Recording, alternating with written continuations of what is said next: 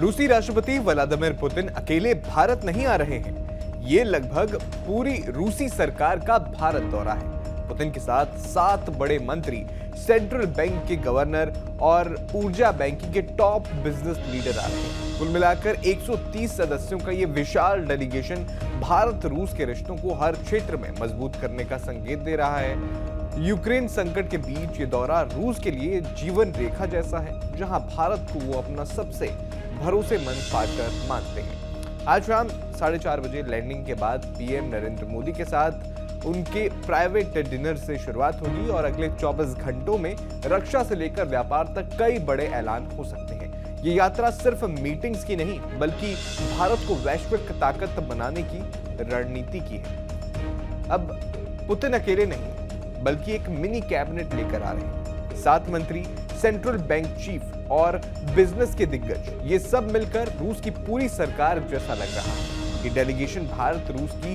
Deals का आईना है, जहां हर क्षेत्र कवर हो रहा है। पुतिन के रक्षा मंत्री, वित्त मंत्री, कृषि मंत्री, आर्थिक विकास मंत्री, स्वास्थ्य मंत्री, आंतरिक मामलों के मंत्री, परिवहन मंत्री, सेंट्रल बैंक गवर्नर इसमें शामिल हैं। इसके अलावा रोसनेफ्ट, गैज़प्रोनीफ्ट, सबर बैंक, रोसोबोरा नेक्सपर्ट के सीईओ भी साथ आ रहे हैं। ये लोग ऊर्जा, हथियार और बैंकिंग के मास्टर हैं। कुल मिलाकर 130 सदस्यों का ये ग्रुप बताता है कि रूस सिर्फ बातें नहीं, बल्कि एक्शन के लिए तैयार है।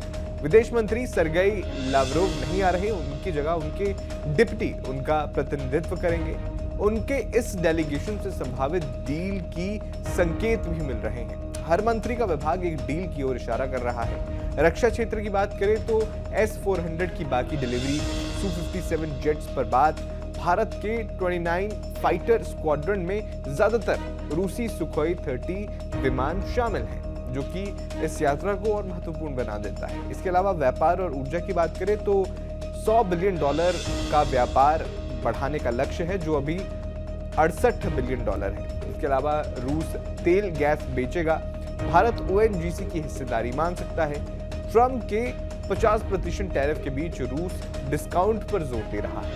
इसके अलावा जो कृषि स्वास्थ्य का सेक्टर है, वहां उर्वरक, जो कि 80 से 90% भारत की जरूरत रूस से है, और जो दवा है उस पर भी बात हो सकती है। इसके अलावा 2030 तक का आर्थिक रोड मैप, रुपया रूबल पेमेंट, ब्रिक्स में सहयोग, रूस international big cat alliance join कर सकता है। तो कुल मिलाकर बहुत सारी डील्स हैं। ये सब डील्स रूस को सैंक्शन से बचाएंगी, जो उस पर युद्ध के बाद से लगे हुए हैं।